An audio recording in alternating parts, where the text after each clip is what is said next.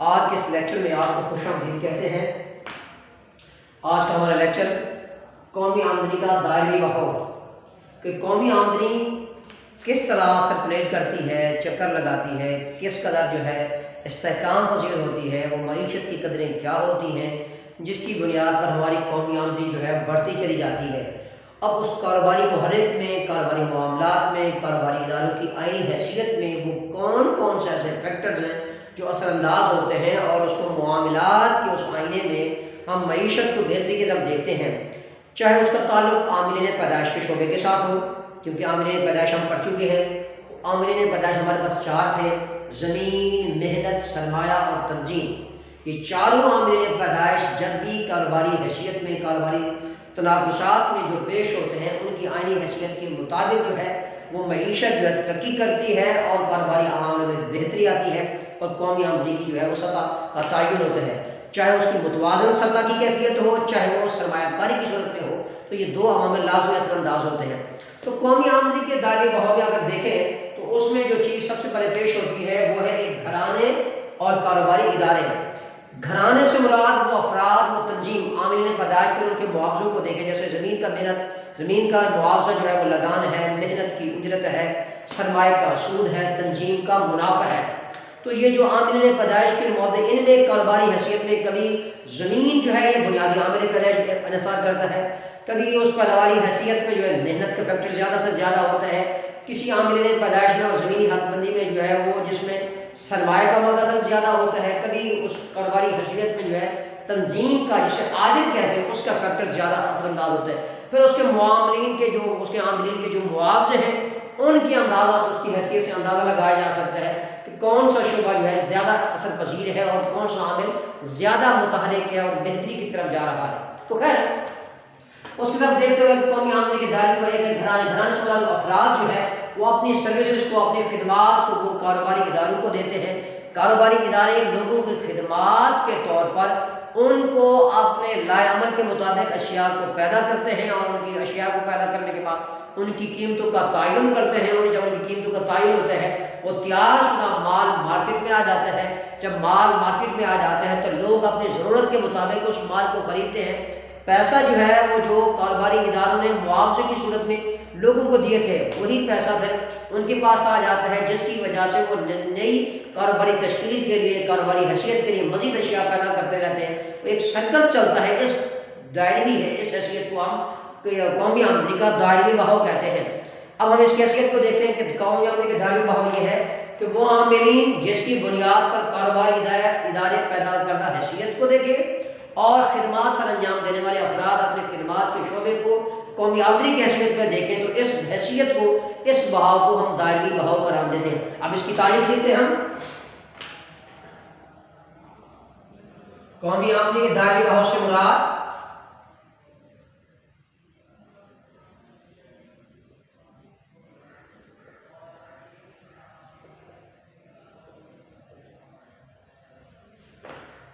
کاروباری تشکیل کے پیش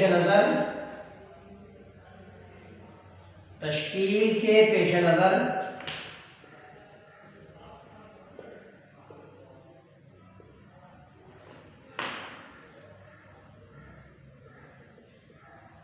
اشیاء کی پیدا کردہ حیثیت،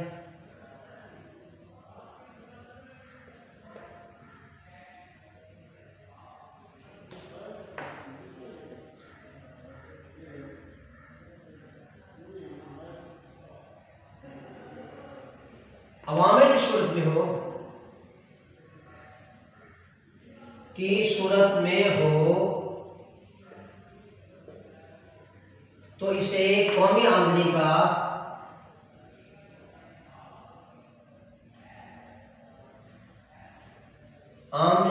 دائروی بہاؤ کہتے ہیں۔ اس کو دوسرے لفظ میں یوں بھی کہہ سکتے ہیں کہ خدمات سر انجام دینے والے افراد اور کاروباری اداروں کی طرف سے پیداواریت کا آئینہ جو آپس میں مطابقت کرتا ہے، اسے ہم قومی آمدنی کا نام دیتے ہیں۔ تعریف اس کی دوسرے لفظوں میں دیکھ لیتے ہیں۔ کاروباری حیثیت میں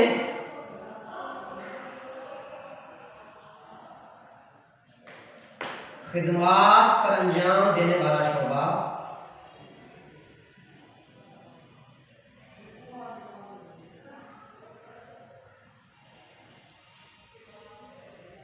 جب اپنی خدمات کاروباری اداروں کو دیتا ہے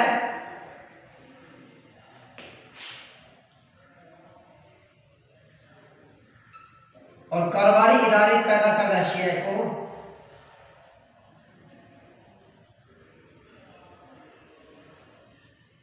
شاید وہ عوام الناس کے لیے لاتے ہیں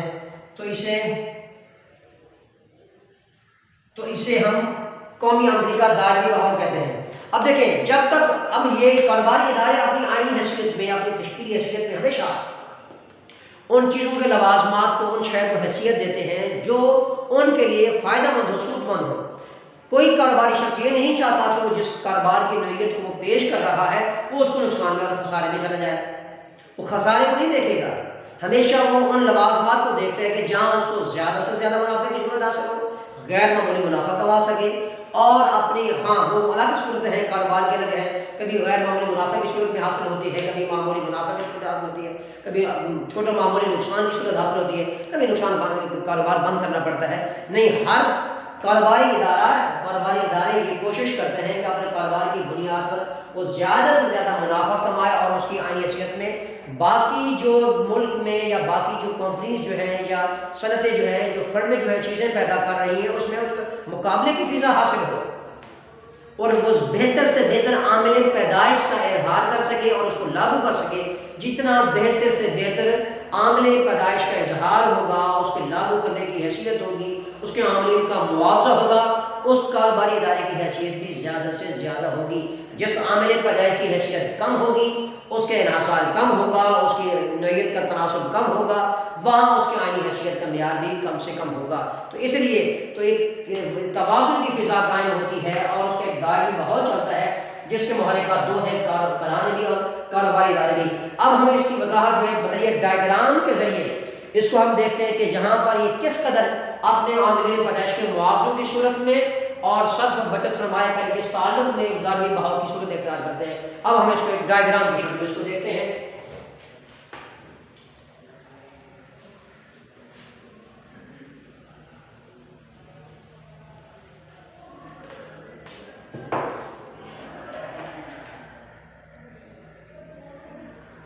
یہ ہم ڈائیگرام بناتے ہیں اس کو۔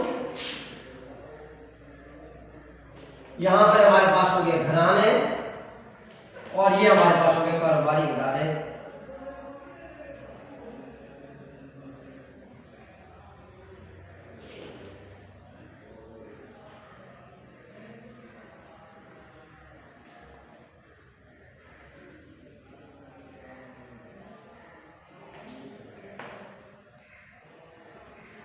یہ دو ہمارے پاس عامل، ایک عامل یہ ہمارے پاس یہ ہے اور دوسرا عامل ہمارے پاس یہ ہے۔ اگر اس کو حیثیت کو دیکھا جائے تو یہاں پہ لکھتے ہیں عاملین کی خدمات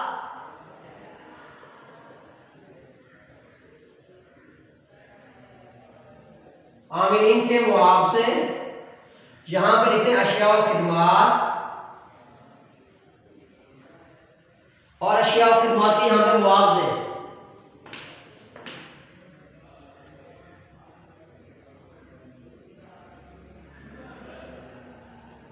کے معاوضے۔ اب دیکھنا یہ ہے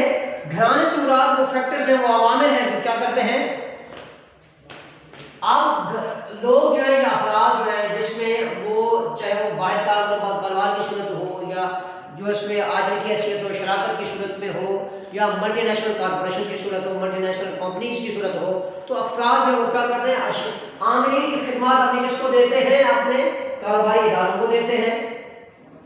کاروباری ادارے پھر کیا کرتے ہیں، ان کی خدمات کے بدلے میں جو خام مال صورت لے کر اپنے کاروباری حیثیت میں پیش کرتے ہیں، یہی اپنی سروسز ان کی نوعیت کی صورت میں کاروباری ادارے جو ان کی خدمات کو لے رہے ہیں وہ اشیاء کو پیدا کر چکے ہوتے ہیں۔ جو یہ اشیاء پیدا کرتے ہیں، یہی اشیاء پیدا کرتا حیثیت میں پھر اس کی کرتے ہیں اور اس کو عاملین کے معاوضوں کی صورت میں پھر وہ گھرانوں کے پاس کیا کر دیتے ہیں، پہنچا دیتے ہیں۔ تو جو چیز تیار ہو کے ان کے پاس گئی، ایک سپلیٹ کی شکل اختیار کر کے اسے ہم کہیں گے قومی آمدنی کا دائمی بہاؤ۔ اب دیکھیں اگر دوسرے صورتوں میں دیکھا جائے اس صورت میں، تو اگر گھرانے جو ہے اپنے خدمات کا شعبہ جو ہے جس کو اشیاء و خدمات کے معاوضے کی صورت میں کاروباری اداروں کو، کاروباری ادارے کس کرتے ہیں، عاملین کے اس خدمات کے معاوضے میں اس گھرانے کے پاس آ جاتا ہے، تو جس کی وجہ سے ایک سرکل مکمل ہوتا ہے، اسے ہم نام دیتے ہیں قومی آمدنی کا دائمی بہاؤ۔ کیونکہ دو محرکات ہیں، ایک گھرانے اور کاروباری ادارے۔ کاروباری اداروں نے ہمیشہ افراد کی حیثیت کو، ان کی آمدنی کے خدمات کے معاوضوں کو، ان کی سروسز کو، ان کی خدمات کے پیمانے کو اپنے کاروباری معاملات میں دیکھا، اس میں تحقیق کی، ریسرچ کی، اس کے بعد انہوں نے اس حیثیت کو آگے پیش کر ایک سرکولیٹ کی شکل اختیار کرتی ہے۔ اسے ہم قومی آمدنی کا جو ہے دائرہی بہاؤ کا نام دیتے ہیں۔ تو یہی قومی آمدنی کا دائرہی جو ہے، دائرہی بہاؤ زیادہ سے زیادہ اشیاء کو پیدا کرنے اور اس کی پیدا کرنے حیثیت میں معاون ثابت ہوتے ہیں۔ اس سے معاشی قدریں جو ہے بلند ہوتی ہیں، اس میں کسی قسم کی کمی نہیں آتی، تو اس سے ایک سرکل مکمل ہوتا ہے جس کو ہم قومی آمدنی کا دائرہی بہاؤ کہتے ہیں۔ اب دیکھنا یہ ہے کہ قومی آمدنی کا دائرہی بہاؤ، اس میں صرف بچت اور سرمایہ کاری کا آپس میں کیا تعلق ہے؟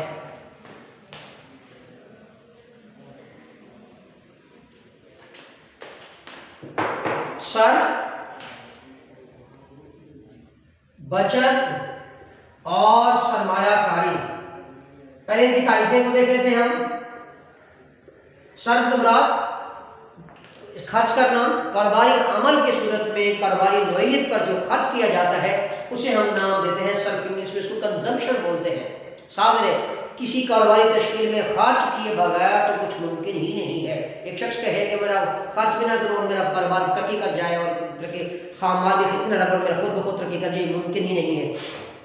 جتنا صرف کا معیار زیادہ سے زیادہ ہوگا، اس کے کاروباری محرکات زیادہ سے زیادہ ہوں گے، تو یہ صرف ہی ہے جو آمدنی کے اور صرف کے تعلق کو جو ہے جوڑے رکھتا ہے اور قومی آمدنی کا ذریعہ بنتا ہے۔ اب یوں بھی اس کر سکتے ہیں اس کو، صرف اور آمدنی کا تعلق جو ہے وہ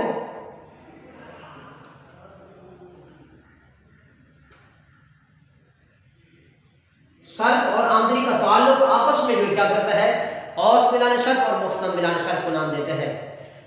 اب اس کو دیکھتے ہیں۔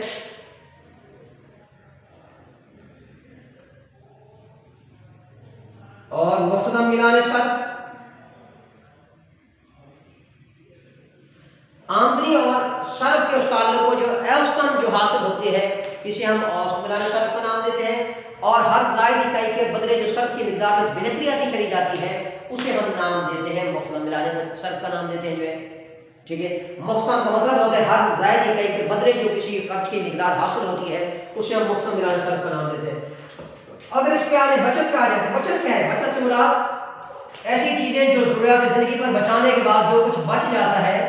اسے ہم بچت کا نام دیتے ہیں۔ ضروریات زندگی پر خرچ کرنے کے بعد جو کچھ کاروباری ادارے یا کاروباری نہج پہ ایک اکیلے افراد یا واحد آدمی جو کچھ بچا کر رکھ لیتا ہے اسے ہم نام دیتے ہیں بچت کا۔ جتنی کاروباری محرکات زیادہ سے زیادہ ہوں گے، بچتیں زیادہ سے زیادہ ہوں گی، اس لیے تو S=I، بچت جو ہے ہمیشہ سرمایہ کاری کے برابر ہوتی ہے۔ جتنی بچت کریں گے اتنی انویسٹمنٹ کریں گے، جب بچتوں کا انحصار زیادہ سے زیادہ ہوتا چلا جائے گا وہ سرمایہ کاری کے ذرائع بھی بہتر سے بہتر ہوتے چلے جائیں گے۔ اب بچت کے آمدنی اور بچت کے اس تعلق میں اوسط ملانے بچت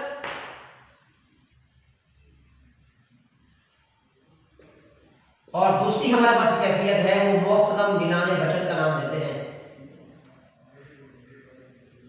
یہ حیثیت ہے اوسط ملانے بچت سے مراد آمدنی اور بچت کے اس تعلق میں فی اکائی مصارف کم ہوتے چلے جائیں اور بچت کا معیار بہتر ہوتا چلا جائے، اسے اوسط ملانے بچت کا نام دیتے ہیں۔ اور مختتم ملانے بچت سے مراد ہے کہ فی اکائی بچت کا معیار بہتر ہوتا چلا جائے اور آمدنی کے وسائل میں اضافہ ہوتا چلا جائے، تو اسے ہم نام دیں گے مختتم ملانے بچت کا نام دیتے ہیں۔ اس کے بعد جہاں پر دیکھا جائے بچت کا انحصار اگر دیکھا جائے تو مختلف چیزوں پر ہے۔ سرمایہ کاری کے لیے کن عوامل پہ اب اس کو دیکھتے ہیں۔ اور اگر بچت کے انحصار کو دیکھا جائے تو بچت کا انحصار ایک ہے سرمایہ کاری، مستقبل کی ضرورت،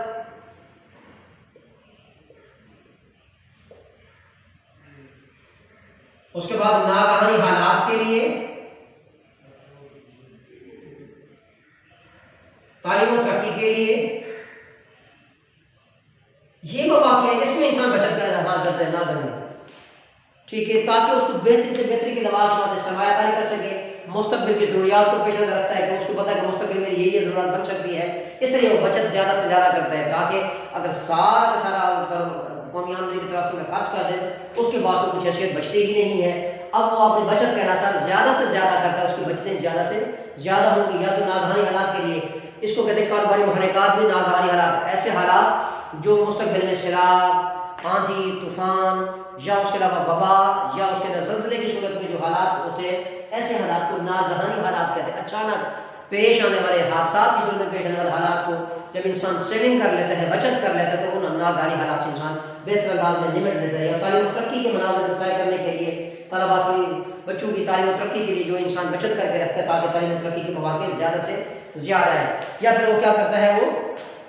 سرمایہ کاری کی فضا کو بہتر بنانے کے لیے انویسٹمنٹ، سرمایہ دولت کا وہ حصہ جو مزید دولت کو پیدا کرنے کے لیے اپنے کاروباری محرک میں پیش کرتا ہے، اسے ہم نام دیتے ہیں سرمایہ کاری کا۔ اب دیکھنا یہ کہ سرمایہ کاری کا محرک جو ہے وہ خود اختیار سرمایہ کاری کی صورت میں ہے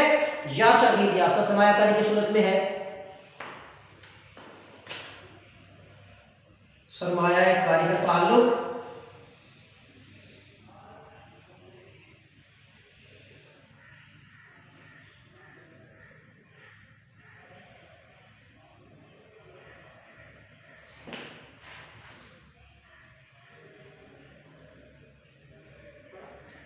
خود اختیار سرمایہ کاری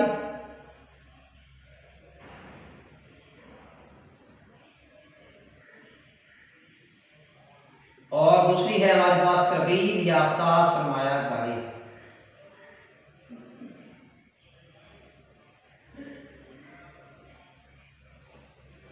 تو یہ خود اختیار سرمایہ کاری یہ ہے کہ ایسی سرمایہ کاری جس میں ہم اختیارات خود اختیار کر کے تاکہ زیادہ سے زیادہ جو کہ تم حالات کی بنیاد پر سرمایہ کاری کرتے رہے اور کاروباری ماحول میں بہتری ہوتی رہے، اسے کہتے ہیں خود اختیار سرمایہ کاری۔ ترغیب یافتہ سرمایہ کاری یہ ہوتے ہیں کہ اس میں ترغیب دلائی ہے جس میں کوئی ایسے لوازمات جیسے اعانے کی صورت میں یا محرک کی صورت میں یا سبسڈی کی صورت میں اس کو پیش کیا جائے تاکہ زیادہ سے زیادہ سرمایہ کاری کے مواقع بہتر طور پہ پیش ہوتے رہے اور یہی بہتری کے لوازمات جو ہے آگے پیش ہوتے رہے۔ تو یہ ہے سرمایہ کاری کا تعلق جو ہے۔ تو عزیز طلباء، ہم نے آج اس لیکچر میں جہاں قومی آمدنی کے دائرۂ بہاؤ کو دیکھا، اس کے ساتھ ساتھ اس میں کاروباری محرک کو دیکھا، عوامل دیکھے، کاروباری گھرانے اور کاروباری ادارے جو ہے اور اس کی یعنی حیثیت کو دیکھا، اور اس ساتھ ساتھ ہم نے کیا وہ صرف بچت اور سرمایہ کاری کا تعلق پڑھا کہ صرف کیا ہے، بچت کیا اور سرمایہ کاری کا اس میں تعلق کیا۔ یہ تینوں کا تعلق ہی قومی آمدنی کے متوازن ہونے کی کیفیت کو پیش کرتا ہے اور بچتیں جو ہے وہ سرمایہ کاری کے برابر ہوتی ہیں۔ اس لیے یوں کہتے ہیں کہ S=I۔ قومی آمدنی کا توازن بھی یہی صورت طے کرتا ہے، قومی آمدنی کا توازن بھی اسی بات کو پیش کرتا ہے کہ جہاں پر جو ہے مجموعی طلب مجموعی رسد کے برابر ہو جائے تو وہاں قومی آمدنی کا توازن ہوتا ہے، یا جب بچتیں سرمایہ کاری کے برابر ہو جائیں، سرمایہ کاری کے برابر ہو جائے تو وہاں پر قومی آمدنی کا جو ہے توازن ہوتا ہے۔ یہ قومی آمدنی کا توازن جو ہے مجموعی طلب اور مجموعی رسد کو کیا کرتا ہے، ڈفرینشیٹ کرتا ہے۔ تو الحمدللہ اگلے لیکچر کے ساتھ پھر حاضر ہوں گے۔ بہت شکریہ۔ السلام علیکم ورحمۃ اللہ وبرکاتہ۔